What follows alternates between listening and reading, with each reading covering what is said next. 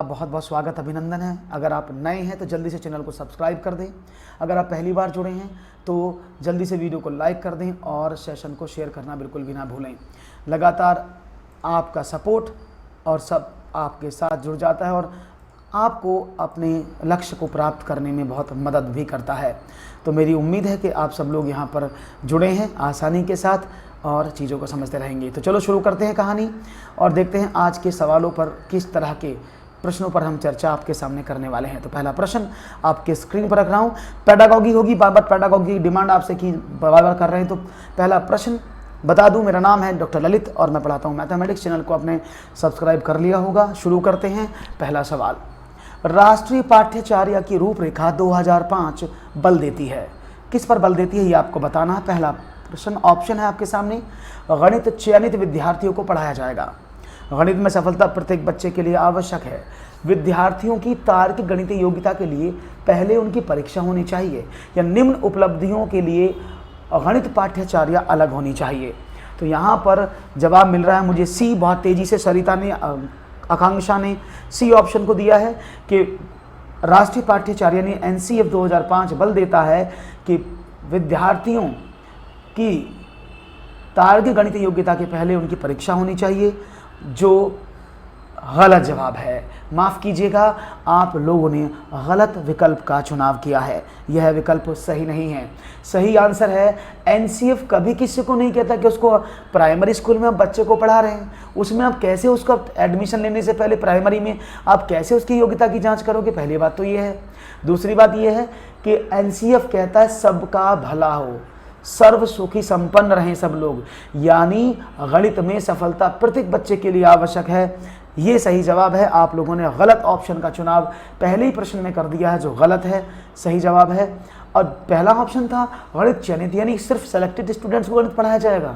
ऐसा कैसे पॉसिबल है यानी। और चौथा पॉइंट क्या था कि गणित का जो पाठ्यक्रम है वो जो कमज़ोर बच्चे हैं उनके लिए अलग होगा और जो थोड़े तीव्र बच्चे हैं उनके लिए अलग होगा, जो सामान्य बच्चे उनके लिए अलग होगा। ये तो गड़बड़ हो गया ना। NCF तो कहता है समावेशी शिक्षण होना चाहिए, इसलिए ऑप्शन नंबर 2 एकदम सही है। एक और सवाल आपकी स्क्रीन पर ये रहा, सबसे उपयुक्त रणनीति जिसका उपयोग धनराशि के योग को कुशलता से आत्मसात करने के लिए किया जा सकता है। 1. भूमिका निर्वाह, बहुत सारे सवालों को हल करना, सूचना एवं संप्रेषण तकनीक, प्रतिरूपों का प्रयोग। यानी the most appropriate strategy that can be used to assimilate the sum of the money efficiently, that is role play, solving a lot of questions, information and communication technology और use of models। तो आप पैसे की बात कर रहे हैं, 2 का C फिर बताया जा रहा है ICT के माध्यम से। ICT एक टूल है, वो नॉलेज नहीं है। ICT के माध्यम से आप चीज़ों को पढ़ाने के नए नए रोचक तरीके निकाल सकते हैं। आप बच्चे की जो क्षमता है उसको नहीं बढ़ा सकते, है ना। तो राइट ऑप्शन क्या है, जब भी आप पैसे के बारे में बात करेंगे ना बच्चे से, तो भूमिका निर्वाह यानी रोल प्ले सबसे बेस्ट मेथड होता है। यानी रोल प्ले हमेशा वर्क करता है। आपने देखा होगा छोटे छोटे बच्चे होते हैं तो आपने कई बार उनको जाना होगा, अरे मेरा लल्ला तो बड़ा तेज है, अरे मेरा बेटा तो बड़ा तेज है, देखना पैसों को तो तुरंत पकड़ लेता, छोड़ता नहीं। ऐसा बचपन में हमने बहुत सुना होगा, कहा होगा। क्योंकि जब बच्चा थोड़ा सा बड़ा होता है तो पैसे से उसको मिलती है चिज्जी, दुकान पर वो चीज़ खाने को जाता है, तो उससे पैसे से जब बड़ा लगाव होता है तो उसको बड़ा वो सोच समझ कर खर्च करता है। इसीलिए अगर आप बच्चे को रोल प्ले मेथड लगाते हैं कि भाई मैं तुम्हें 100 रुपये देता हूँ, दुकान पर जाना और ये चीज़ लाओ तो कितने मुझे वापस मिलेंगे, तो वो आसानी से कर लेगा। वहीं किताबी की प्रश्नों को उसको आप अगर देवो करने के लिए तो वो गलत कर सकता है। तो राइट ऑप्शन है, हाँ बिल्कुल सही कह रहा हूँ शिखा मैं, ऑप्शन नंबर 1 सही है। पैसे संबंधित जब भी कोई गतिविधि होगी उसमें रोल प्ले सबसे अच्छा मेथड है। एक और क्वेश्चन है, कक्षा 4 के विद्यार्थी समस्या को सही तरीके से हल कर सकते थे, लेकिन वो इस समस्या को हल नहीं कर सकते थे कि आधे केक में कितने केक के टुकड़े हैं। इसका कारण क्या है। कक्षा 4 के विद्यार्थी एक समस्या है उसको सही से सॉल्व कर सकते हैं, लेकिन वो यह हल नहीं निकाल सकते कि आधे केक में कितने केक के टुकड़े हैं। इसका कारण क्या हो सकता है। भिन्नों पर संक्रियाएं बिना संदर्भीकरण और भाषा की सहायता से पढ़ाई गई हैं। विद्यार्थी इन दो समस्याओं की गणित तुल्यता को समझने के योग्य नहीं है। विद्यार्थी की भाषा का विकास बहुत खराब है। यह समस्या कक्षा 5 के लिए उच्च कठिनाई स्तर की है। Operations on fraction have been studied without contextualization and language support. Students are not able to understand the mathematical equivalence of these two problems. Language development of student is very poor. The problem is of high difficulty level of class 5th. A option मिल रहा है, क्या बात है। यानी बच्चा समस्याओं को सॉल्व कर सकता है कि 1/1 को 1/2 या आपको कैसे 1/2 को ऐसे कर लो, 1/2 को सही तरीके से सॉल्व कर सकता है। लेकिन प्रॉब्लम क्या हो रही है, उसने बोला आधे केक में कितने केक के टुकड़े हैं, यानी आधे केक में कितने केक के टुकड़े हैं। इस समस्या को वो भाषा के माध्यम से पढ़ रहा है, और जब बच्चा भाषा के माध्यम से सवालों को नहीं बना पा रहा है, इसका मतलब क्या है कि उसे सिर्फ इतना सिखाया गया है कि एक केक के 2 भाग करोगे तो 1/2 आधा। ये भाषा के माध्यम से नहीं सिखाया गया, इसलिए उसे भाषा को समझने में प्रॉब्लम हो रही है। तो राइट ऑप्शन आपने एकदम सभी ने सही दिया है, क्लैप फॉर यू। तो भिन्नों की संक्रिया बिना संदर्भीकरण के और भाषा की पढ़ाई, इसलिए बच्चे को प्रॉब्लम हो रहा है, एकदम सही जवाब है। 2 या 2 से अधिक 2 विमाओं वाली वस्तुओं को मापों की तुलना करने के लिए कौन सा एक सर्वाधिक उपयुक्त तरीका है। 2 या 2 से अधिक विमा means dimension. Which one of the following is most suitable for comparing the measurement of objects with 2 or more dimensions? Sir आप कौन कौन सा डेली को पढ़ाते हैं यूट्यूब पर? हाँ, मैं इसी समय पढ़ाता हूँ डेली यूट्यूब पर, मैं इसी समय पढ़ाता हूँ डेली मैथमेटिक्स की पेडागॉजी और मैथमेटिक्स। ठीक है निधि, ओके। तो इसमें से कौन सा अप्रमाणिक इकाइयों का प्रयोग, आकलन, परीक्षण या अध्यारोपण, यानी which one of the following most suitable for comparing the measurement areas of objects with 2 और more dimensions, use of non standard units, assessment, observation या इम्पोजिशन। और आपने कहा use of non standard units, okay. 4 का सी परीक्षण। कुछ लोग observation बता रहे हैं, कुछ लोग बता रहे हैं कि सर ए होना चाहिए, ए, ओके। मैं आपको एक एग्जांपल देता हूं, मुझे ये बताना इन दोनों में से कौन सी चीज़ छोटी है। एक ये है और एक ये है। आपके सामने मैं 2 चीज़ दिखा रहा हूँ, ये बड़ा है कि ये बड़ा है, इसका एरिया ज़्यादा है कि इस डिवाइस का एरिया ज़्यादा है। बताओ कौन से का एरिया ज़्यादा है, इस पैड का एरिया ज़्यादा है या इस डिवाइस का एरिया ज़्यादा है। आप डेफिनेटली कहेंगे सर इस पैड का एरिया ज़्यादा है ना। आप ये तो बोलेंगे पैड का एरिया ज़्यादा है, इस पेन टैब का एरिया ज़्यादा है, यही तो बोलेंगे ना आप। तो आप ये बोलेंगे इस पेन टैब का एरिया ज़्यादा, बिल्कुल सही कहा आपने। अच्छा, आपने क्या इसको मापा? आपने क्या इसको मापा? नहीं मापा ना, किसी ने नहीं मापा। आपने सिर्फ क्या किया, ऑब्जर्व किया कि ये देखने में बड़ा है और ये डिवाइस देखने में छोटी है। तो सबसे आसान तरीका जो होता है वो ऑब्जर्वेशन करने का होता है, प्रेक्षण, ऑब्जर्वेशन। सबसे ज़रूरी बात है 2 या अधिक मापों वाली वस्तुओं की तुलना करने के लिए ऑब्जर्वेशन, जिसे आप देख के बता देते हो, जैसे आपने अभी देख के बताया, ठीक है ना। दैट इज आकलन नहीं। आकलन तो किसी चीज़ का असेसमेंट होता है, असेसमेंट हमेशा मेजरमेंट के असेसमेंट का आधार ही मापन है ना। तो राइट ऑप्शन क्या है, that is option number C, observation. आपको समझ में आ गया होगा। बहुत बढ़िया सवाल, एक और जवाब मिला आपका। एक और सवाल देखते हैं, ये रहा। भिन्न की इकाई से शिक्षक ने छात्रों से किन्हीं 5 भिन्नों की सूची बनाने के लिए कहा। यह प्रश्न संकेत करता है 1. सोचने के उच्च स्तर को, 2. विश्लेषणात्मक सोच को, 3. त्रिविमीय आकाशीय सोच को या सोचने के निम्न स्तर को। In the unit of fraction, the teacher asked the students to make a list of any 5 fraction. This question indicates. तो देखते हैं आपका जवाब क्या मिलता है। सवाल समझने की कोशिश करना।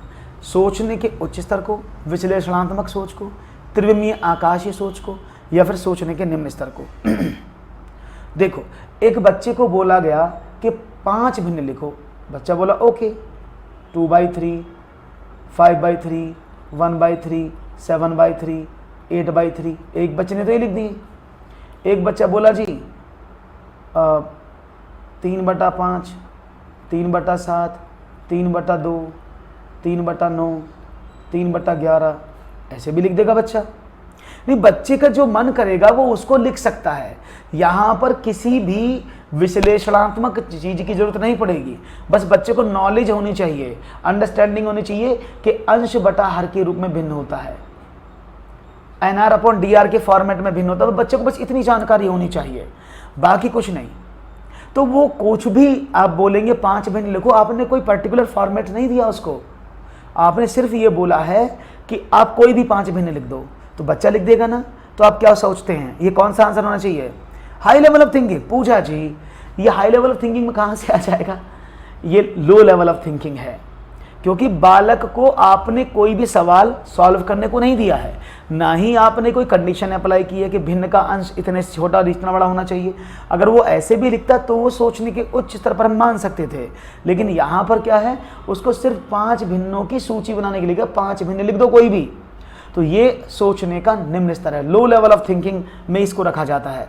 हाँ, अगर वो बोलते आप उसको कि भाई विश्लेषणात्मक करो, तो मैं ये बोलता एक ऐसी भिन्न लिखो जो 2/5 से बड़ी है और 3/5 के एकदम मध्य में है, तो आप मान सकते थे विश्लेषणात्मक है। आप और ज़्यादा करेंगे, उसी को आप विश्लेषणात्मक के बाद आता है उच्च स्तरीय ज्ञान। ठीक है, तो राइट ऑप्शन था option number 4, that is the correct answer है।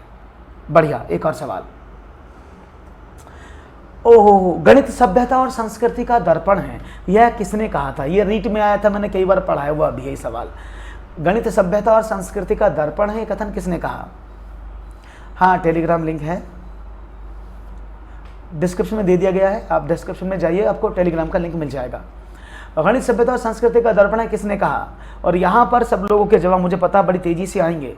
ओके, 6 क्वेश्चन, आंसर सी मिल रहा है, लॉक। बी ऑप्शन किसी ने कहा, बी हॉगबेन, सबने अलग अलग आंसर दिए हैं, डी भी मिला है, लॉक।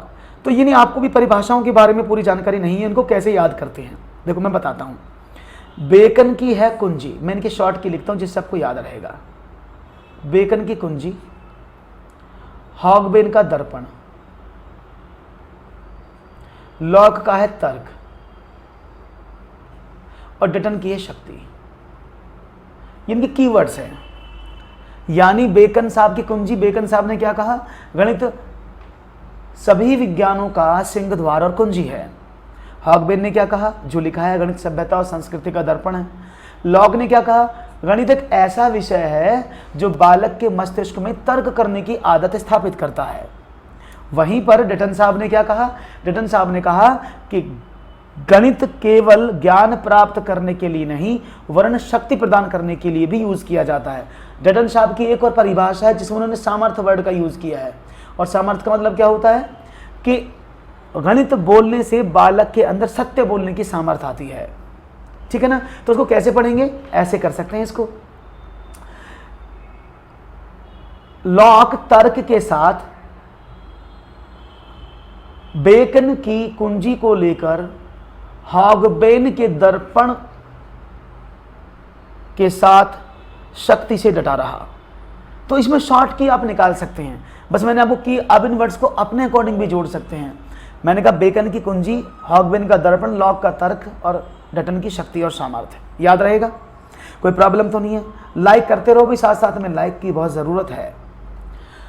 वास्तविक जिंदगी से गणित का संबंध बनाने के लिए, अंतः विषयों को विकसित करने के लिए निम्नलिखित में से किन मूल्यांकन योजनाओं का उपयोग किया जा सकता है? यानी वास्तविक जिंदगी से गणित का संबंध बनाने के लिए और अंतः विषयों को विकसित करने के लिए निम्नलिखित में से किस मूल्यांकन योजना का उपयोग किया जा सकता है? 1, ये अच्छा है, चलिए। क्षेत्रीय भ्रमण, मौखिक परीक्षण, ड्रिल कार्यपत्रक, सर्वेक्षण, परियोजना, जांच सूची। क्षेत्रीय भ्रमण, मौखिक परीक्षा, जांच सूची, क्षेत्रीय भ्रमण, सर्वेक्षण या परियोजना। Which of the following evaluation schemes can be used to related mathematics to real life and develop interdisciplines? Field trip, oral examination, drill worksheet, survey project checklist, field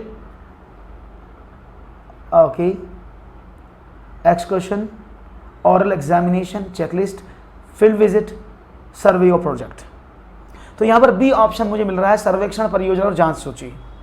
किसी ने डी कहा है, किसी ने बी कहा है, सब लोग अपने अपने आंसर्स को देते जा रहे हैं। और मैं क्या देख रहा हूँ, ये लाइक तो बहुत कम है, बच्चे ज़्यादा लाइक कम। भाई ऐसा क्यों? ये बच्चे ज़्यादा हैं और लाइक कम है भाई? गुरुदक्षिणा के रूप में अपना लाइक देते रहें। तो देखो सवाल मिला है ABCD सब आपने दिया है, लेकिन आपको बता दूं रियल लाइफ से कनेक्टिविटी करने के लिए आपको रियलिस्टिक चीज़ों के सामने जुड़ना पड़ता है। देखिए अगर आप बात करते हैं क्षेत्रीय भ्रमण, सही है, मौखिक परीक्षा को आप कैसे दैनिक जीवन से जोड़ सकते हैं? ओरल एग्जामिनेशन, आपने पूछा बता 2 दूनी कितने होते, बच्चे बोले 4, कोई फायदा नहीं है, तो यही गलत हो गया। जांच सूची होती चेकलिस्ट। अब चेकलिस्ट आप किसी बच्चे की पेपर करते हैं कि उसने कितने नंबर लाए, कितने नंबर उसको प्राप्त हुए, ऐसे, और इसमें तो कोई भी रियल लाइफ नहीं है जिससे वो आप रियल लाइफ को जोड़ पाओ। यहाँ भी जांच सूची थी, लेकिन हाँ अगर बच्चे को आप क्षेत्रीय भ्रमण पर यानी बाहर क्षेत्रीय भ्रमण पर ले जाओगे, आप उसको सर्वेक्षण यानी सर्वे करवाओगे या उसको प्रोजेक्ट मेथड के माध्यम से पढ़ाओगे, तो मेरा मानना है कि ये सबसे ज़्यादा रियल लाइफ से जोड़ने के लिए चीज़ें हैं। तो राइट ऑप्शन क्या है? दोनों के लिए हैं ये। Option number 4 is the correct answer, D is the right answer.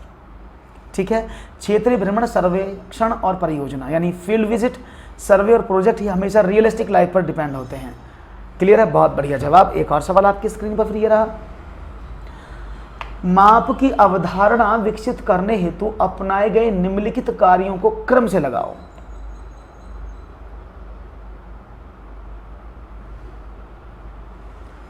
हाँ, सबके लिए सम होता है। हाँ, क्यों नहीं होती है? शिखा, मैथ में फील्ड ट्रिप क्यों नहीं होती है? अगर आप किसी खेत का क्षेत्रफल निकालो, किसी ऐतिहासिक भ्रमण पर लेकर जाओ, तो वहाँ आकृतियाँ नहीं होती हैं। तो देखते हैं जवाब क्या मिलता है। विद्यार्थी लंबाई मापने के लिए मानक इकाइयों का प्रयोग करते हैं। विद्यार्थी लंबाई मापने के लिए अमानक इकाइयों का प्रयोग करते हैं। विद्यार्थी सरल अवलोकन द्वारा वस्तुओं को सत्यापित करते हैं। विद्यार्थी मीट्रिक इकाइयों के बीच संबंधों को समझते हैं। तो देखूंगा आपका जवाब मुझे कौन सा मिलेगा सबसे। और ये माप को पढ़ाने, बार बार बोल रहा हूँ, सीटेट में आपको इस तरह के क्वेश्चन बहुत ज़्यादा मिलने वाले हैं। बी रेडी, क्योंकि वहाँ पर जोड़े मिलाओ, इनमें से कौन सा सही कौन सा गलत है, इस तरह का लेवल बढ़ेगा इस बार। और यहाँ पर सी मुझे सबसे ज़्यादा मिला है। सी आपने कहा है, सी सबने सी कहा है, डी कहा है। चलिए सी और डी आपके जवाब हैं। मुझे बड़ा अच्छा लग रहा है कि आपके सी और डी जवाब मुझे मिल रहे हैं। Very good. तो यहाँ पर कौन सा सही करें? कुछ लोग सी के साथ जुड़े हैं, कुछ लोग डी के साथ जुड़े हैं, लेकिन जिन लोगों ने सी ऑप्शन दिया है वो एकदम रॉन्ग आंसर है, वो रॉन्ग हो गए हैं। तो राइट ऑप्शन है option number D, that is option number D, that is 4। अब देखो, किसी भी बालक में अगर आप मापन संबंधी चीज़ों को विकसित करना चाहते हैं तो उसको विकसित करने का सबसे आसान तरीका क्या है? उसके 4 स्टेप में माप को वो पढ़ता है। There are 4 steps to understand the proper knowledge of measurement. पहला होता है ऑब्जर्वेशन, मैं लिख देता हूँ। First one is observation. मैं इसको प्रूव भी करूँगा अभी आपके सामने, जिससे कि आपकी पेडागोगी अच्छे से समझ में आ जाए। ऑब्जर्वेशन। दूसरा होता है फर्स्ट स्टेप। दूसरा स्टेप होता है use of non standard units. Non standard units. तीसरा होता है यूजेस ऑफ स्टैंडर्ड यूनिट्स। और फोर्थ वन होता है that is relation between units. ये 4 पार्ट में आपका 4 पार्ट में ये चलता है। मैं आपको बता देता हूं। ऑब्जर्वेशन, आप सबने क्रिकेट खेला होगा बचपन में, सबने क्रिकेट खेला है ना। जब क्रिकेट खेलते थे बचपन में तो आपको स्टेडियम तो मिलता नहीं था किसी को, तो आप क्या करते थे? अरे कहाँ खेलें, अच्छा एक काम करते, चलो इस गली में खेलते हैं, इस गली में खेलते हैं। तो बच्चे क्या कर लेते, अपने आंखों से ऑब्जर्वेशन कर सकते कि इधर पिच गड़ जाएगा, इधर बैटिंग कर लेगा, इधर बॉलिंग कर लेगा, और यहाँ पर हम जो है खेल लेंगे। और कहते चलो भाई ले आओ बैट बॉल, हम खेलना शुरू करते हैं, है ना। बात समझ में आई? तो सबसे पहले वो क्या करता है, वो सत्यापित करता है कि हम यहाँ खेल सकते हैं। मैं एग्जांपल लेके बता रहा हूँ। उसके बाद वो यूज करता है नॉन स्टैंडर्ड यूनिट। अब क्या करता है, अब नॉन स्टैंडर्ड यूनिट कैसे चलती हैं? आपको नहीं पता छक्का कितने मीटर की बाउंड्री पर होता है, लेकिन आप क्या करते हैं, सामने वाली दीवार में लग गई 2, लुढ़क के लगी 2, उठ के लगी तो 4 है भाई, उसके घर में चलेगी तो आउट है। ऐसा करते थे ना बचपन में। तो ये क्या है, ये नॉन स्टैंडर्ड यूनिट्स है। मैं अभी मैथ पर भी आऊँगा। तो इसी तरह से हम क्या समझते हैं, जब बच्चे को आप कोई चीज़ स्टार्टिंग में देते हो तो वो क्या करता है, सिर्फ ऑब्जर्वेशन करता है। जैसे मैंने अभी आपको पैड और ये दिखाया था ना, पैड और ये कौन बड़ा है, तो ये ऑब्जर्वेशन होता है। सबसे पहले नंबर पर बच्चा ऑब्जर्वेशन करता है, उसके बाद वो नॉन स्टैंडर्ड यूनिट को कैसे करता है, आपसे बच्चा पूछता है अच्छा ये बताओ तूने कितनी चीज़ खाई, अच्छा तुझे कितनी चॉकलेट चाहिए, तो बच्चा बोलता है इतनी सारी चाहिए, मुझे इतनी सारी चॉकलेट चाहिए। और कल को अपने फ्रेंड को जाके बोलता है मेरे पापा इतनी सारी चॉकलेट लाए थे। जबकि इतनी सारी, इतना सा, थोड़ा सा, ज़्यादा सा, ये कोई स्टैंडर्ड यूनिट नहीं है, क्योंकि इनका कोई मेजरमेंट नहीं है। तो उसके बाद बच्चा सीखता है इन वाली यूनिट्स को। उसके बाद वो काउंटिंग सीख लेता है, मीटर सेंटीमीटर सीख जाता है। उसके बाद वो स्टैंडर्ड यूनिट को यूज़ करता है। जैसे मेरे पापा मेरे लिए 5 चॉकलेट लेके आए, मेरे पापा कल 10,000 रुपये लेके आए, है ना। और लास्ट में आता है कि वो जो मीट्रिक प्रणाली है, जैसे 1 मीटर में कितने सेंटीमीटर होते हैं, 1 सेंटीमीटर में कितने मिलीमीटर होते हैं, इन सब चीज़ों को वो जानने की कोशिश करता है। इसीलिए किसी भी ये याद करना, ये सवाल कई बार आ चुका है एग्जाम में, पर डिफरेंट फॉर्मेट में इन चारों को ऊपर नीचे कर दिया जाता है बस। तो observation, use of non standard units, use of standard units and relation between the units, ये 4 स्टेप ऐसे चलते हैं। तो इसका मतलब क्या हुआ, ऑप्शन नंबर 4। हाँ बिल्कुल, बात समझ में आ गई, कोई प्रॉब्लम तो नहीं किसी को, मुझे उम्मीद है कि कोई प्रॉब्लम नहीं होगी। आगे बढ़ते हैं और देखते हैं जवाब आगे क्या मिलता है। Okay let's see one more question for you guys. 1 litre juice का डिब्बा घनाकार आकृति का है और उसका आधार वर्गाकार है, जिसकी माप 8 सेंटीमीटर इंटू 8 सेंटीमीटर है। डिब्बे में जूस की गहराई किसके अधिक समीप है। ये सवाल मैं इसलिए दे रहा हूँ क्योंकि रीट में इस तरह का सवाल आया था। हालांकि मैं ये सवाल पहले भी करा चुका हूँ, 2-3 सवाल जो आएंगे आगे, पर वो अच्छे थे इसलिए मैंने उनको यहाँ रखा। 1 लीटर जूस का डब्बा घनाकार आकृति का है, आपको बताना है जिसकी माप 8 गुणा 8 सेंटीमीटर है। डिब्बे में जूस की गहराई किसके अधिक समीप है। हार्ड नहीं है, आसान है, आपको लग रहा है हार्ड नहीं है, जब आप पढ़ोगे तो समझ जाओगे। तो आपने कहा 16, पक्का। देखो समझो, एक डब्बा है जिसकी लंबाई चौड़ाई ऊंचाई, अब लंबाई चौड़ाई तो दी है, ऊंचाई नहीं दी, तो डब्बे का आयतन क्या होता है, ऐसे तो बोलोगे LBH बराबर वॉल्यूम आयतन। अब LBH कितना, लंबाई 8 चौड़ाई 8, ऊंचाई का नहीं पता, और इसका वॉल्यूम कितना है, 1 लीटर का डब्बा है, तो 1 लीटर में कितने घन सेंटीमीटर होते हैं, 1000। क्या बात, लाइन लगी इस बार, 1000 घन सेंटीमीटर होते हैं ना। तो H बराबर क्या हुआ, आपने कहा 1000 अपॉन 8 मल्टीप्लाई बाय 8, तो कर देते हैं 125 बटा 8, डिवाइड करें, 8 एकम 8, 4 45, 8 पंजे 40, 8 सत्ते 56, लगभग किसके बराबर है, लगभग 16 के समीप है। क्लियर है, बात समझ में आ गई, वेरी गुड, बहुत अच्छे से जवाब मिला मुझे, nice, so nice of you, बढ़िया। एक और सवाल, चलो बताओ। ये सवाल वो है जो जिनमें आपको कल परेशानी हो रही थी। एक आयत और एक वर्ग के परिमाप बराबर हैं, यानी एक आयत है एक वर्ग है, दोनों के पैरामीटर्स बराबर हैं। वर्ग का परिमाप 96 सेंटीमीटर है और आयत की चौड़ाई वर्ग की भुजा से 4 सेंटीमीटर कम है, तब आयत के क्षेत्रफल का दुगुना किसके बराबर है। क्या बात है, ऑप्शन क्या मिलेगा, लेट्स सी, मिलता है जवाब, क्या देते हैं आप। प्रश्न आपके सामने, D is the right answer. D, Akanksha D कह रही है, बाकी सब लोग सी कह रहे हैं, बाकी सब लोग सी और आकांक्षा डी, और आयुष भी डी कह रहे हैं, अजीत भी डी कह रहे हैं। चलो समझते हैं सवाल, जिन्होंने सी कहा है उनका जवाब गलत है, सही जवाब डी ही होगा। लेट्स सी, देख लेते हैं कैसे। ऐसे सवाल बहुत ज़्यादा एग्जाम में आते हैं, लॉजिकल सवाल है, इसलिए इन सवालों को मैं, जिन्होंने कल पढ़ लिए हैं वो दोबारा से पढ़ लो। ये 4 सवाल हैं जो इंपॉर्टेंट है, उसके बाद आगे चलेंगे। तो ये आयत और वर्ग के परिमाप बराबर हैं, एक वर्ग है एक आयत है। उसने कहा वर्ग का परिमाप 96 है, 96, तो परिमाप क्या होता है, 4a होता है, 96, तो a बराबर कितना हुआ, आपने कहा 96 अपॉन 4, 24 होगा, तो इस वर्ग की भुजा 24 है। क्लियर है, ओके। अब उसने बोला एक आयत की चौड़ाई वर्ग की भुजा से 4 सेंटीमीटर कम है, तो उसकी चौड़ाई कितनी होगी, 24 माइनस का 4, 20। ये लंबाई का नहीं पता है, तब आयत का क्षेत्रफल निकालना है। अब देखो क्या समझ में आया, परिमाप तो दोनों का बराबर था 96, तो आपने क्या कम किया, 2 × L + B is equal to what, आपने कहा 96, क्योंकि आयत का परिमाप तो इतना ही है। आपने कहा L plus B is equal to what, आपने कहा 96/2 दैट इज 48।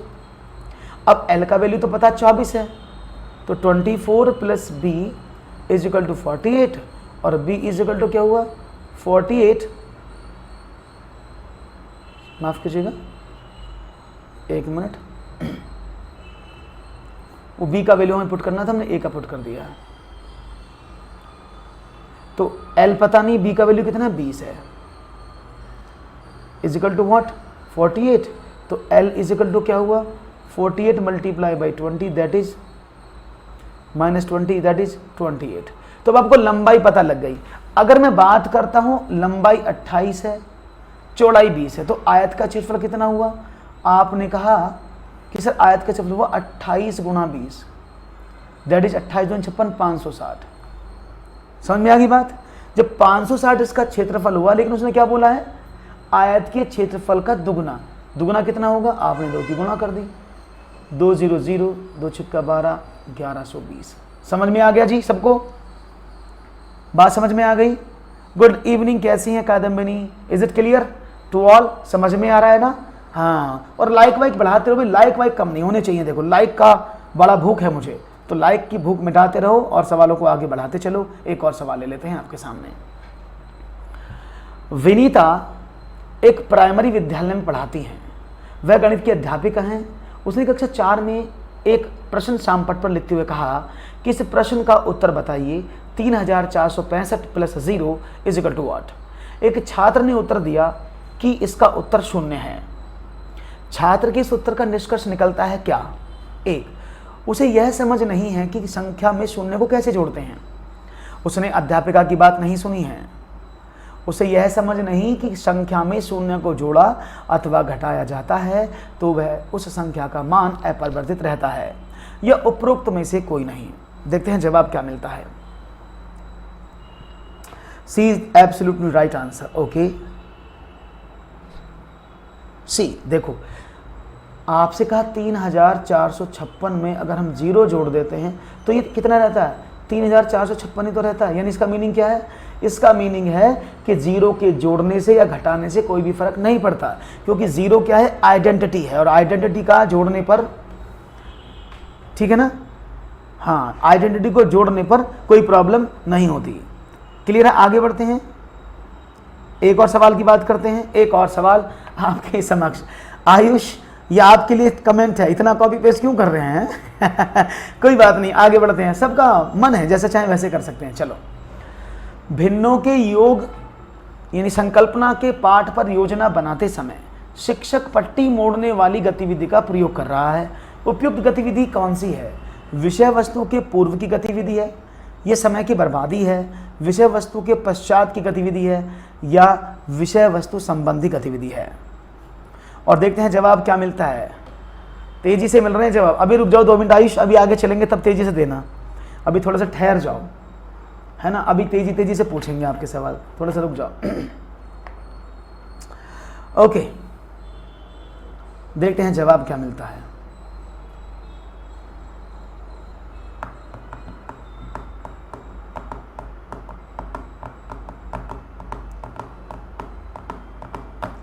हाँ, तो देखो, जब आप बच्चों को भिन्न पढ़ाते हैं, जब बच्चों को आप भिन्नों के बारे में समझाते हैं, भिन्नों की संकल्पना को कराते हैं, तो वहाँ पर आपको एक चीज़ याद रखनी होती है। आप कभी भी जाके ये तो नहीं कहते ना भाई 1/2 जमा 1/3 बराबर क्या।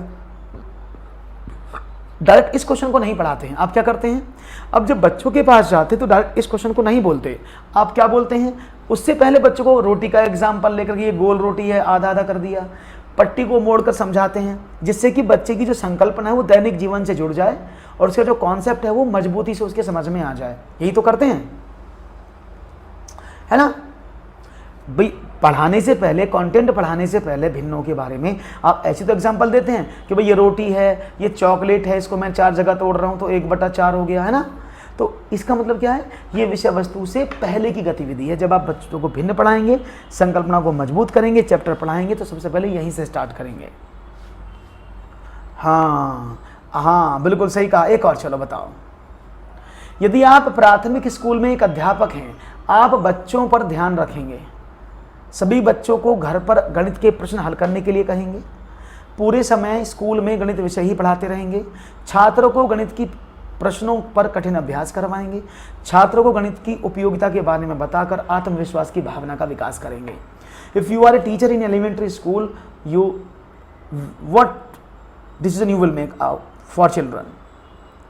तो सभी छात्रों को घर पर गणित के प्रश्न हल करवाएंगे। 13 का डी, 2 लोगों ने 13 का डी वहा है, ओके क्या बात है। 13 का डी, आप 2 लोग मुझसे कह रहे हैं 13 का D D D D D, क्या बात है जी जी जी जी। ओके, देखते हैं जवाब क्या मिलता है। ABCD के रूप में आप लोगों का आंसर समझते हैं जवाब क्या मिलता है। उम्मीद करता हूं जवाब अच्छे से मिलेगा और आपने एकदम सही जवाब दिया, दैट्स वेरी नाइस। कि यदि आप स्कूल के अध्यापक हैं तो आप बच्चों को क्या ध्यान रखेंगे कि बच्चों गणित का प्रश्न तो तभी करेंगे जब उनके अंदर कॉन्फिडेंस होगा। सबसे ज़रूरी बात है कि छात्र नेगेटिव हो जाते हैं गणित को लेकर के बहुत जल्द। छात्र हमेशा नेगेटिव अप्रोच में आ जाते हैं, डीमोटिवेट हो जाते हैं गणित को अधिकतर लेकर। तो आप बच्चे को गणित की उपयोगिता के बारे में समझाएंगे, इसका यूज़ क्या है, और उनके जो मोटिवेशन है, उनका जो कॉन्फिडेंस है, जो उनका सेंस ऑफ कॉन्फिडेंस है, उसको डेवलप करने की कोशिश करेंगे। तो राइट ऑप्शन था ऑप्शन नंबर डी। बढ़िया से आपके जवाब मिल रहे हैं। एक और सवाल, कक्षा 4 के छात्र को यह स्पष्ट करने के लिए कि शेषफल सदैव भाजक से कम होता है के लिए उपयुक्त विधि निम्नांकित दिए गए विकल्पों में से चुनना है, कौन सी होगी। देखते हैं जवाब क्या मिलता है। कक्षा 4 के छात्र को यह स्पष्ट करने के लिए कि शेषफल सदैव भाजक से कम होता है के लिए सबसे उपयुक्त गतिविधि कौन सी है। छात्रों को मौखिक रूप से कई बार स्पष्ट किया जाए, भाग के प्रश्नों को मिश्रित भिन्नों के रूप में प्रदर्शित कर स्पष्ट करेंगे, कंचे, गेंदों, पेंसिलों आदि वस्तुओं का भाजक के रूप में समूहीकरण करके स्पष्ट करेंगे, या भाग के प्रश्नों को बार बार हल कर स्पष्ट करेंगे। तो देखता हूं आपका जवाब मुझे क्या मिलता है। ABCD के रूप में आपका जवाब क्या है। ABCD के रूप में आपका जवाब क्या है। और यहां पर सब जवाब दे रहे हैं। नहीं, अगर बालक को, बच्चा कक्षा 4 का है और वो इस प्रश्न को करता है, सर मास्टर जी मुझे एक बार बताओ, ये जो शेष बचता है ये हमेशा कम क्यों बचता है जिससे भाग करते हैं, इसका रीज़न क्या है। तो आप कैसे समझाओगे। अगर सवाल कराओगे सवाल में तो उसको वही प्रॉब्लम रहेगी। तो हम क्या करते हैं, हम कॉन्क्रीट चीज़ों का सहारा लेते हैं। हम उन चीज़ों का सहारा लेते हैं जिससे बच्चा उन चीज़ों को बहुत आसानी से समझ लेता है। इसको कॉन्क्रीट यानी मूर्त वस्तुएं बोलते हैं। तो बच्चे को कैसे बोलोगे। फॉर एग्जांपल मैंने एग्जांपल दिया कि चलो बच्चों बताओ 1 2 3 4 5 6 7 8 9 10 11, ये आपके पास 11 बॉल हैं। बोले ठीक है जी। अच्छा मुझे बताओ इसमें 4 4 के जोड़े बनाओ, कितनी बॉल का जोड़, 4 4 का ग्रुप नहीं बनेगा। बच्चा बोला जी 1 बन जाएगा, ये रहा, 1 ये बन जाएगा। बोला मास्टर जी तीसरा वाला नहीं बनेगा। बोले क्यों नहीं बन रहा बेटा। बोला मास्टर जी इसमें 3 गेंद है, 4 है ही नहीं। तो बच्चों को यही समझाना है आपको कि देखो बेटा तुमने 4 4 का ग्रुप बनाया, भाग में भी यही होता है। ये टोटल कितनी बॉल थी, 4 4 8 और 3 11। आप 11 में 4 का भाग कर दो तो 4 दूनी 8 हुआ ना। बोले हाँ जी। तो आपने 2 ग्रुप निकाले, 1 ये रहा, 1 ये रहा, और कितना बचा नीचे 3। ग्रुप क्यों नहीं बना, क्यों भाग नहीं कर सकते, क्योंकि ये ग्रुप में नहीं आ सकता। Is it clear. इस तरह की परिभाषा आप बच्चों को समझाएंगे तो बच्चा कभी भी नहीं भूलेगा कि ये हमेशा छोटा क्यों होता है। क्लियर है, बात समझ में आई। बहुत बढ़िया, ऑप्शन नंबर 3 आपका सही जवाब था। एक और सवाल, क्वेश्चन है आपके सामने। गणित के कक्ष में दृष्टिबाधितों के लिए निम्नलिखित में से किसका प्रयोग शिक्षा के साधनों के रूप में किया जा सकता है।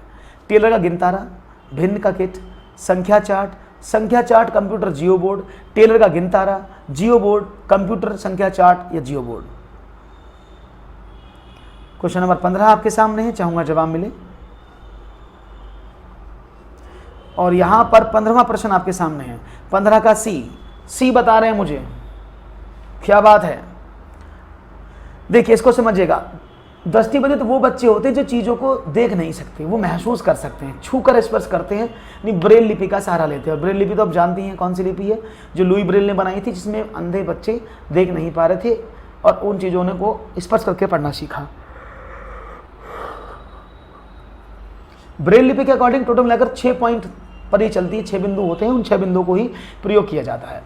तो यहाँ पर क्या हुआ, जो बच्चे हैं वो संख्या चार्ट को नहीं देख सकते, महसूस कर सकते, क्योंकि संख्या चार्ट तो चार्ट बना है पेपर पर, उसको महसूस करके नहीं पढ़ सकते।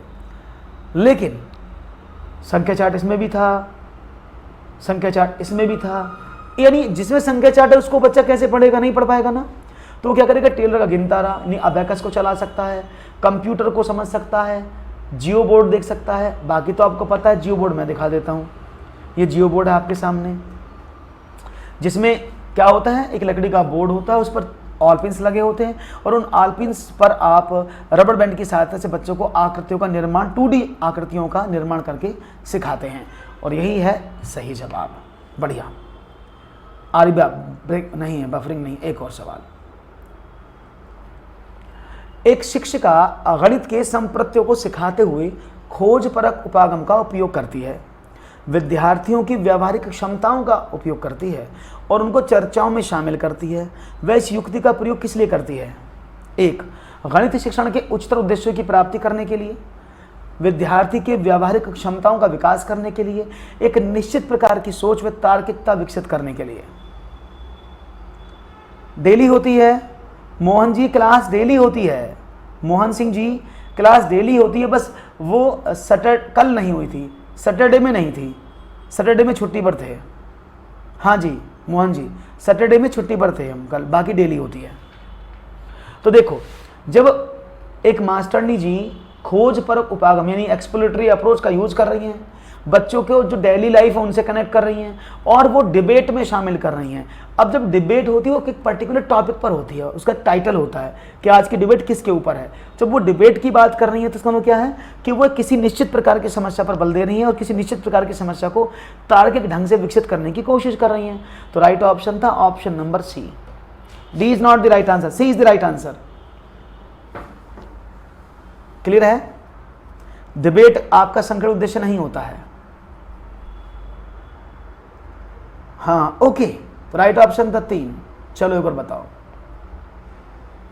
धर्मेंद्र प्राथमिक स्कूल में अध्यापक हैं। उन्होंने श्यामपट पर इस प्रकार लिखा हुआ 12 और 9 के अंतर को 5 से भाग को कोष्टक के रूप में लिखो।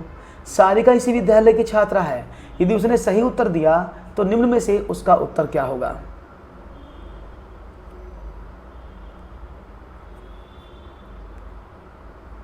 तो निम्न में से उसका उत्तर क्या होगा? अभी सबको क्वेश्चन करा के लास्ट में लूंगा सबके क्वेश्चन। अभी सवाल करा करके फिर मैं आपको लास्ट में 5 मिनट में सब कुछ बताऊंगा, ठीक है ना? डोंट वरी, बने रहिएगा मेरे साथ। तो निम्न में से इसका उत्तर क्या होगा? और ऑप्शन मिलने लगे हैं। सी, देखो भाई उसने श्यामपट पर 12 और 9 का अंतर, तो 12 में से 9 कम कर दिया, को 5 से भाग कर दो। यही तो, ऐसे तो करोगे। सभी सब्जेक्ट का क्लास चलता है, यहां पर सभी सब्जेक्ट का क्लास चलता है पूजा जी। ओके, तो राइट ऑप्शन आपको समझ में मिल गया, option number C is the right answer. अभी तो बहुत सारे क्वेश्चन हैं फिरदोष, अभी तो कम से कम 10 क्वेश्चन होंगे। चलो, अंकगणित की 4 मूलभूत संक्रियाएं हैं। योग, भाग, परिमाप और क्षेत्रफल ज्ञात करना, परिकलन, संगणना, रचना करना और समीकरण बनाना, योग, गुणा, भिन्नों को दशमलव में बदलना और सम आकृतियों की रचना करना, योग, व्यवकलन, गुणा और भाग। क्वेश्चन नंबर 18 है आपके पास। क्या आएगा इसका उत्तर, ये तो आप बताएंगे। खासम खास दीजिएगा जवाब, गलत नहीं होना चाहिए उत्तर साहब। तो देखते हैं जवाब क्या मिलता है। और आप लोगों का जवाब मिलने लगा है ABCD के रूप में। बहुत बढ़िया, ABCD के रूप में आप लोगों के जवाब मिल रहे हैं यहाँ पर। That's very nice. और उम्मीद है कि आपके जवाब, आयुष, शुक्रिया आयुष। चलिए, तो राइट ऑप्शन क्या मिल रहा है? ABCD के रूप में आप लोगों का आंसर मिल रहा है।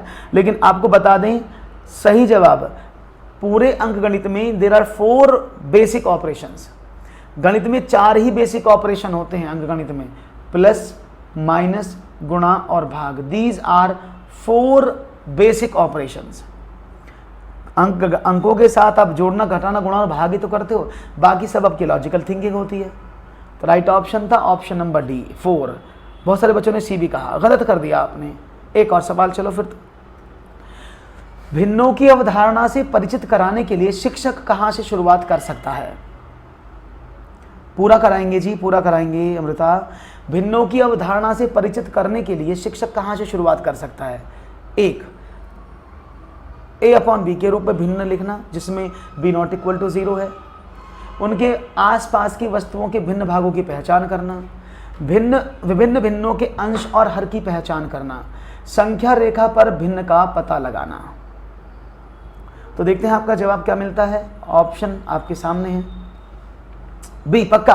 क्या बात है। देखो, जब बच्चे को कॉन्सेप्ट समझाओगे तो ये कॉन्सेप्ट जो ना A/B, ये कॉन्सेप्ट में नहीं आता। जब कॉन्सेप्ट शुरू करोगे, जब कॉन्सेप्ट स्टार्ट करोगे तो ये स्टार्टिंग में नहीं आता। ये जब कॉन्सेप्ट हो जाता है अंश बटा हर क्या है, तब उसके बाद चलते हैं। तो कॉन्सेप्ट को मजबूत कराने के लिए सबसे ज़रूरी होता है बालक के आसपास की भौतिक वातावरण में आने वाली चीज़ों को एक साथ लेकर उसको समझाना, है ना। तो यही बच्चा कर रहा है, यही आपको करना है। तो यहाँ पर क्या है, NCF क्या कहता है कि बच्चों के आसपास की वस्तुओं के साथ बच्चे के दैनिक जीवन से जोड़कर पढ़ाया जाए। इसीलिए कॉन्सेप्ट को यानी अवधारणा को परिचित कराने के लिए हम उसके आसपास की चीज़ों का उसको अवलोकन कराएंगे। बढ़िया जवाब था। एक और, रश्मि एक प्राथमिक विद्यालय में गणित की शिक्षिका हैं।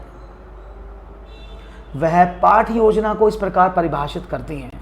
पाठ योजना उस कथन को शीर्षक दिया जाता है जो यह वर्णन करता है कि क्या उपलब्धियां प्राप्त करनी है और किन साधनों द्वारा उन्हें कक्षाओं की क्रियाओं के परिणाम स्वरूप प्राप्त किया जा सकता है।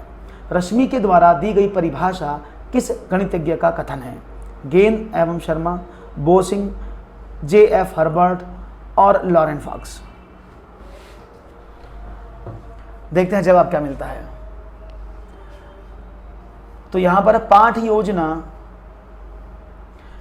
परिभाषित करती है कि पाठ योजना उस कथन को शीर्षक दिया जाता है जो यह वर्णन करता है कि क्या उपलब्धियां प्राप्त करने, किन साधनों द्वारा उन्हें कक्षाओं की क्रियाओं के परिणाम स्वरूप प्राप्त किया जा सकता है। रश्मि द्वारा दी गई परिभाषा किस गणितज्ञ की है?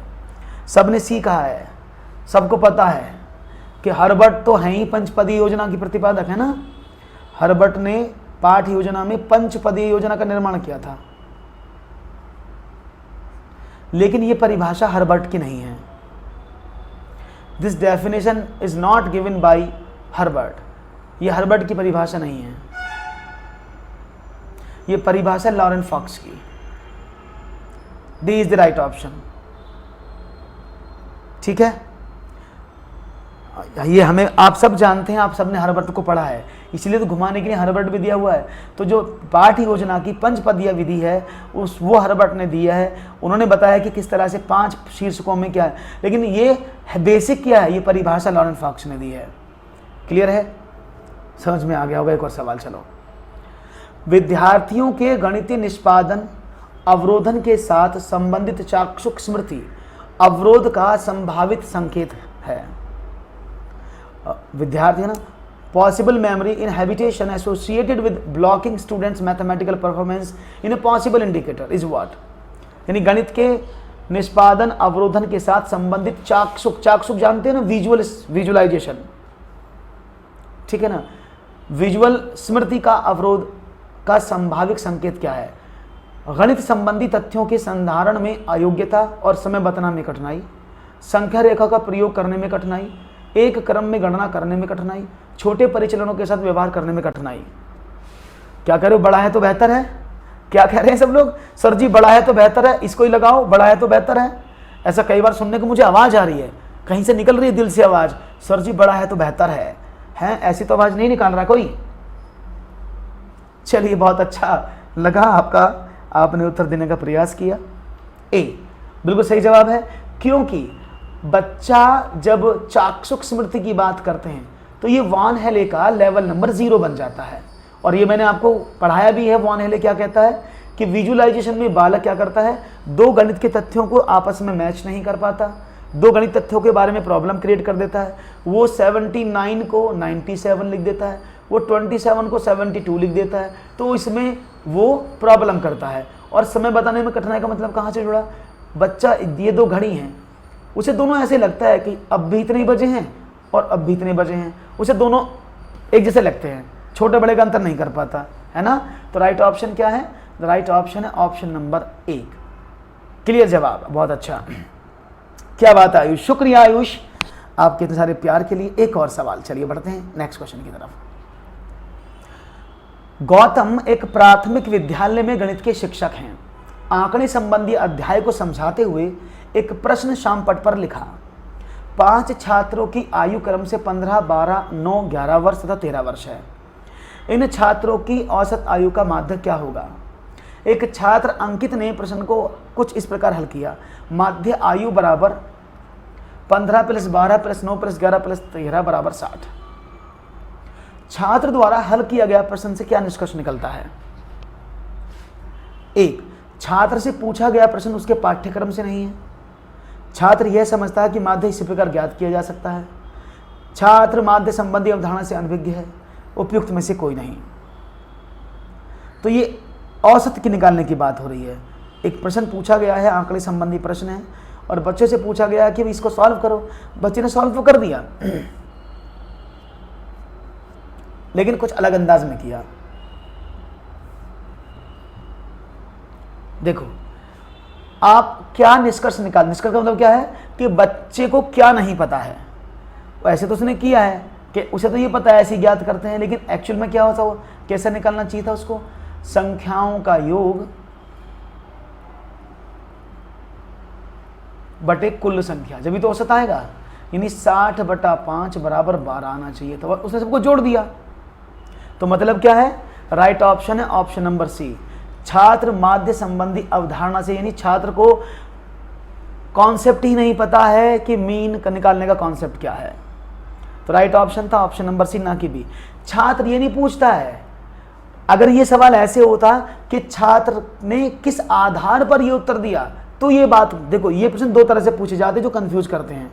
प्रश्न में एक तरह से तो ये होता है कि स्टूडेंट के पॉइंट ऑफ व्यू से पूछा जाता है, और दूसरा एनसीएफ ने टीचर के पॉइंट ऑफ व्यू से पूछा जाता है। अगर स्टूडेंट के पॉइंट ऑफ व्यू से सवाल पूछा गया है तो ये सवाल का आंसर बी होता है, क्योंकि ये स्टूडेंट के पॉइंट ऑफ व्यू से नहीं पूछा गया। उसने बोला है इससे क्या निष्कर्ष निकलता है, नहीं उसे क्या नहीं पता। आप टीचर हैं, उसके अकॉर्डिंग क्या नहीं। आयुष और सब तो सही है, ये तो बहुत अच्छा कहा आपने हैं।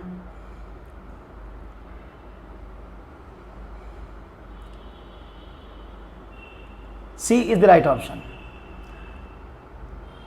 सारा काम तो किया, इसमें भाग तो किया ही नहीं, तभी तो निकलेगा। एक और सवाल, गणित की शिक्षा का मुख्य ध्येय क्या है? ज्यामिति के प्रमेयों और उनके प्रमाणों को स्वतंत्र रूप से सृजन करना, विद्यार्थियों को गणित समझाने में सहायता करना, उपयोगी क्षमताओं का विकास करना, या फिर बच्चों की गणितीय प्रतिभाओं का विकास करना। The main objective of education of mathematics is what?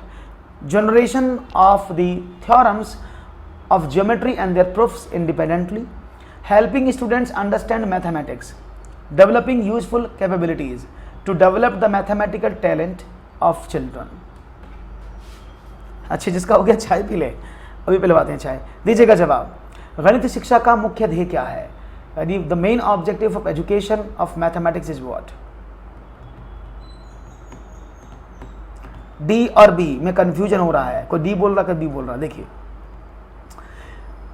ध्येय मतलब ऑब्जेक्टिव पूछा है। What is objective? ऑब्जेक्ट सहायता करना नहीं है, ऑब्जेक्टिव है कि बालक के अंदर मैथमेटिक्स की जो टैलेंट है वो निखरे। बिल्कुल सही, राइट ऑप्शन है डी, कि develop the mathematical talent of children. भाई बच्चों के अंदर गणितीय प्रतिभाओं को, जो प्रतिभा हैं उनको डेवलप करो। That is the right answer, 4 is the right answer. Clear है? Very nice. आगे बढ़ते हैं एक और सवाल की तरफ। देखते हैं नया सवाल क्या है। कक्षा 3 में गणित के अध्यापक ने बच्चों से कहा, छुट्टी होने से 30 मिनट पहले सभी बच्चे गिनती बोलेंगे। इस शिक्षक का ध्येय क्या है? समझना, आपने भी बोली होंगी बचपन में, अगर सरकारी स्कूल में पढ़े हैं तो स्कूल में मास्टर जी जब 3:30 में छुट्टी होती थी तो 3 बजे खड़े कर देते लाइन में, बोलो, और पूरे गांव को आवाज जानी चाहिए, पूरे गांव में आवाज जानी चाहिए कि गिनती बोली जा रही है। तो बच्चे पूरे जोर लगा के बोलते थे, है ना। तो कक्षा 3 में गणित के अध्यापक ने बच्चों से कहा कि छुट्टी होने से 30 मिनट पहले सभी बच्चे गिनतियां बोलेंगे। इस शिक्षक का उद्देश्य क्या है? शिक्षक चाहता है कि गणित की पढ़ाई सभी कक्षाओं में एक साथ हो जाएगी। शिक्षक सोचता है गिनती सीखने के बाद बच्चे गणित के प्रश्नों को हल करना सीख जाएंगे। शिक्षक चाहता है कि इससे मानसिकता का विकास होगा और प्रश्न हल करने में त्रुटियों में कम आएगी। शिक्षक आराम करना चाहता है। देखते हैं। सी इज द एब्सोल्यूट। ओके, चाहता है कि आधे घंटे में तो गलत हो गया। शिक्षक एनसीएफ के अकॉर्डिंग ऐसा नहीं कर सकता।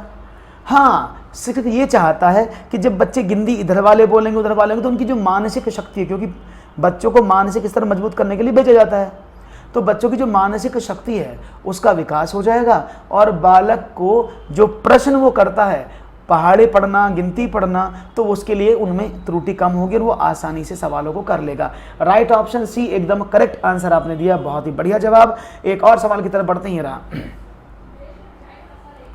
क्वेश्चन है आपके समक्ष। कक्षा 5 में अनुज गणित पढ़ा रहा है। वह बच्चों से मौखिक प्रश्न अधिक से अधिक पूछता है। मौखिक प्रश्न को पूछने से बच्चों को होने वाला लाभ क्या है?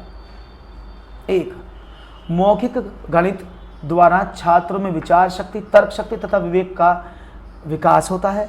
कक्षा 5 के विद्यार्थियों को यह पद्धति लाभकारी है। अनुज के अनुसार गणित में लिखित कार्य आवश्यक नहीं है। गणित मौखिक प्रश्नों से याद हो जाता है। तो राइट ऑप्शन क्या है? क्वेश्चन आपके सामने 25वां रखा है और मैं चाहूंगा इस 25वें प्रश्न का जवाब आप मुझे सब लोग तसल्लीपूर्वक आसानी से देंगे तो मुझे बड़ा अच्छा लगेगा। उम्मीद करता हूं आपका जवाब अच्छा आएगा। देखते हैं जवाब क्या है आपका। और सब लोग लाइक जरूर कर देवे। लाइक के बिना कंजूसी ना करें, लाइक करने में कंजूसी बिल्कुल ना करें। टारगेट 100 का तो रख लो कम से कम, अभी क्लास शुरू हुई है तो टारगेट लाइक 100 का तो कर दो। 100 के बाद सब 1000 का सोचेंगे। तो मौखिक गणित द्वारा ए बिल्कुल सही जवाब दिया, क्योंकि जब बच्चे को आप मौखिक गणित पढ़ाते हो, मौखिक रूप से समझाते हो, तो बच्चे के अंदर, छात्रों में विचार शक्ति, उसके अंदर तर्क शक्ति यानी उसके अंदर जो थिंकिंग स्किल्स हैं वो बढ़ जाते हैं, रीजनिंग स्किल्स बढ़ जाते हैं, थिंकिंग डेवलप हो जाती है। तो ये सब उसके साथ हो जाता है, क्योंकि बच्चे को आप स्कूल में भेजते हो मानसिक गणित पढ़ने के लिए और मानसिक गणित मजबूत कराना होता है बच्चे का। तो यही तो सही जवाब था। तो राइट ऑप्शन हुआ ऑप्शन नंबर 1 एकदम सही जवाब है। अच्छा, आपको मुझे बताओ ये सेशन कैसा लगा? आपको ये सेशन कैसा लगा? मैं एक बार कमेंट देखना चाहूँगा आपके। ये सेशन आपको कैसा लगा मुझे ज़रूर बताएं और सेशन को लाइक ज़रूर कर दें, चैनल को सब्सक्राइब ज़रूर कर लें, जिससे कि आपको लगातार इस तरह के वीडियो हम देते रहें और आपको लगातार वीडियो मिलते रहें। मुझे उम्मीद है कि ये सेशन आपको पसंद आया होगा। अगर पसंद आया तो दोस्तों आज ही अपना अंगूठा ऊपर कर दें, लाइक कर दें और हमसे लगातार जुड़े रहें इस सेशन को और मजबूत बनाने के लिए। तो दीजिएगा इजाज़त। बहुत बहुत धन्यवाद आप सभी का जुड़ने का। आपका दिन शुभ हो और आप अच्छे से करें, लेकिन don't forget to subscribe our channel. Thank you very much. शुक्रिया, नमस्कार।